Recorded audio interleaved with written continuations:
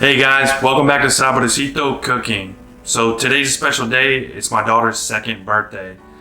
She's our only child. We've had tres leches cake one time and she really loved it. You know, that good.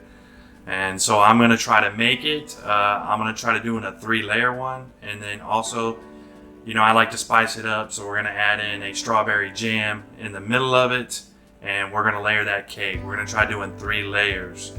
So hopefully I do a good job, and my daughter's real happy, and at the end we'll see how much she likes it. So stick around and let's get cooking. So let's be honest, sometimes it feels like mission impossible trying to separate your yolks from your whites. We can't all be good at it, but we all got to do it, right, if you want to make a great cake. So the first way is, I went ahead and plunged in the egg with a spoon, and then I peeled back the shell, and then I'm going to dump out the whites, and I'm going to let that yolk fall right into my hand.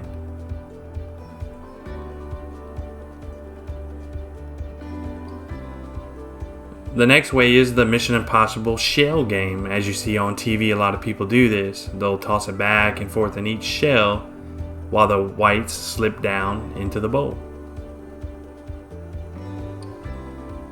And then there's the other method. You go ahead and crack it, and then you just dump it into your hand, let the whites slip between your fingers. Be careful not to break the yolk. Only experts can return the yolk back to the shell. All kidding aside, it was fun doing this.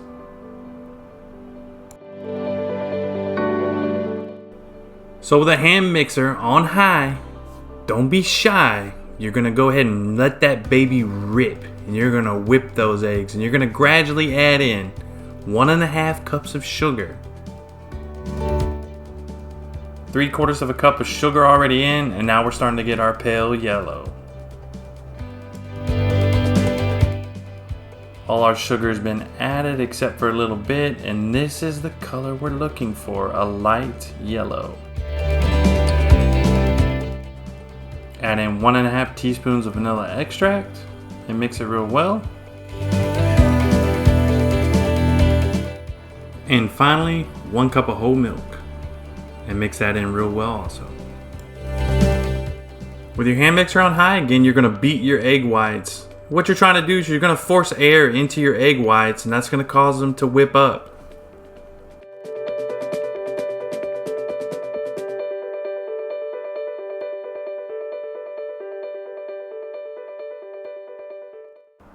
So once you've gotten frothy with your egg whites, now you can start adding in 1/2 cup of sugar. You're gonna slowly add this in, and you're gonna continue to mix. And then eventually, as you continue to mix, they're gonna peak and look like this. Now fold your egg whites into your yellow batter until you get a nice pale yellow that looks like this. In a separate bowl, you're gonna whisk together 3 cups of all-purpose flour, 1 teaspoon fine sea salt, and 1 tablespoon of baking powder. You're gonna add that to your mixture. Whoop!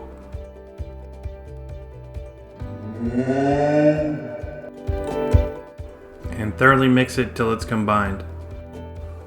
I took the 3 cake pans, put parchment paper in them, sprayed them with Pam cooking spray, and then I divided the batter between all 3 pans. Then you're gonna put it in the oven at 350 degrees, and you're gonna cook it 25 to 30 minutes. So once they're done, let them cool before you start messing with them. Just to let you know, mine didn't come out perfect neither. It was an electric oven versus gas, what I'm used to. So next we're gonna move on to our strawberry jam. So the first thing you're gonna start with is you're gonna take 2 pounds of strawberries, and you're gonna cut those strawberries into quarters.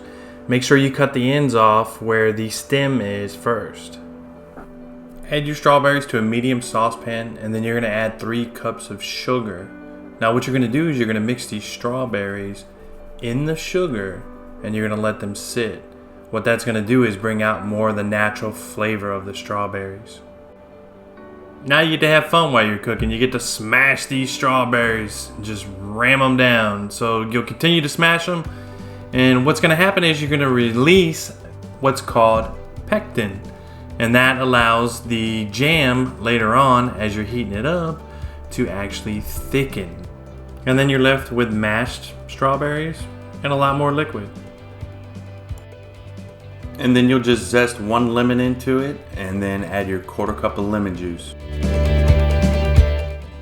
So you're gonna put it on the stove, you're gonna bring it up to a medium heat, and what's gonna happen is your sugars are gonna start to melt, and then you're gonna create more liquid to come out. It's gonna get real soupy, and that's okay. So after about 5 minutes, you're gonna see that you have more liquid in your pan with your strawberries. And then what you're gonna do is you're gonna turn it up to about a medium high heat, and you're gonna continue to boil this liquid. And slowly but surely, it's gonna start reducing and it's gonna start thickening. So only mix it every so often within that 10 minutes that you're gonna boil it.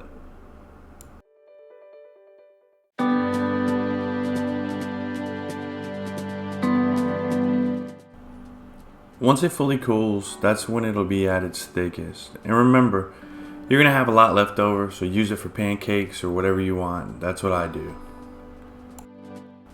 So now it's time to assemble the cakes. So what you're gonna do is you're gonna flip each one of them over and you're gonna cut them in half. What I used is a bread knife. Wasn't very sharp. I was again at my mother-in-law's house, so I kind of used what she had in the kitchen. And then you're gonna poke holes in each one of the cakes. And that's so you can let your milk mixture soak in easier. And what it is it's 1 can of sweetened condensed milk, 14 ounces, and 1 can of evaporated milk, 12 ounces. And it's whisked together. And then as you can see, I'm just ladling it on. You're gonna do that to both cakes. Turned out kind of messy. I went back and forth and tried different methods.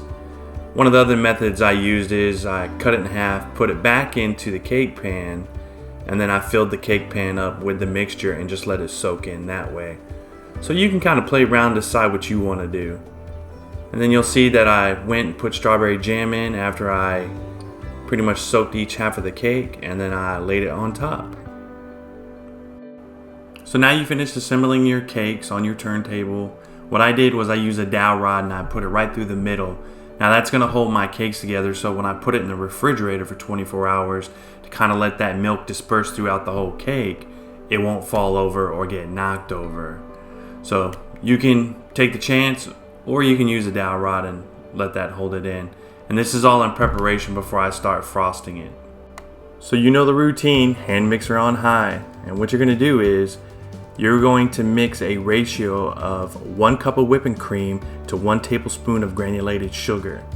Now it took me 3 cups of whipping cream and 3 tablespoons of sugar to cover my 3-tiered cake. I also added a little bit of vanilla extract just for flavor, which is about 1 teaspoon. And this is what you want your whipping cream to look like. So this is what the cake looked like after I decorated. I didn't want to make you watch me decorate it. In the end, my daughter was very happy and we got to spend time with family.